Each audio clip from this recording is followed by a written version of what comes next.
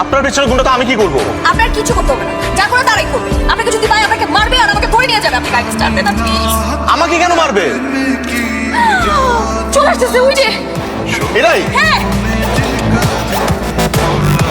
আচ্ছা ওনারা কারা? আমার ভাই। ও হ্যাঁ, আপনি না বললেন গুন্ডা? গুন্ডারা আপনাকে তাড়া করছে? হ্যাঁ, আমার ভাইরাই তো গুন্ডা।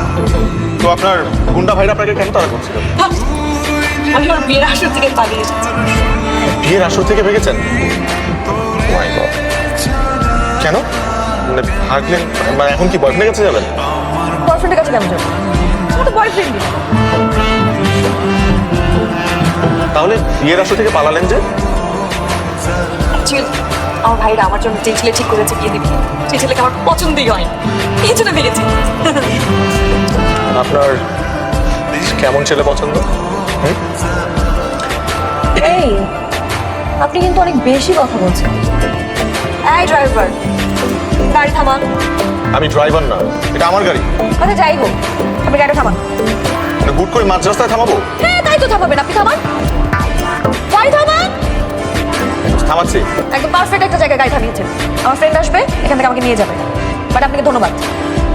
আপনি আসলেই চলে যাচ্ছেন? থেকে এই মুহূর্তে সংযোগ দেওয়া সম্ভব হচ্ছে না। হয়েছে কি, মানে আমার যে ফ্রেন্ডের আসার কথা ছিল ও তো এখন ফোন ধরছে না, তাই একটু মানে ঝামেলাই হয়ে গেল আর কি। আর অন্য ফ্রেন্ডের বাসায়ও যে যাব সেই চান্সও নেই। আমার সব ভাইয়েরা চিনে তো বাসাগুলো, এজন্য যদি একটু হেল্প করতেন।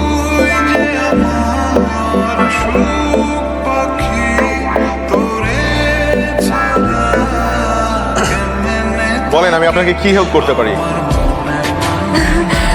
না মানে এখন তো অনেক রাত হয়ে যাচ্ছে, আর এভাবে রাস্তায় তো থাকা সম্ভব না। যদি একটু রাতে থাকার কোনো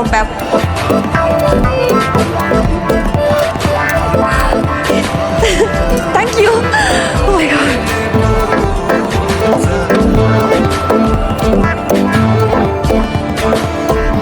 দোস্ত হ্যালো, পাত্রী পেয়ে গেছি।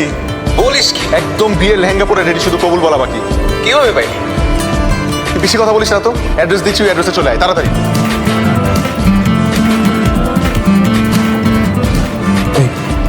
এত সুন্দর তুই কেমন পড়ে এখনো পটাই নাই, পটাইতে হবে। পুরো ঘটনা তোকে বলিস।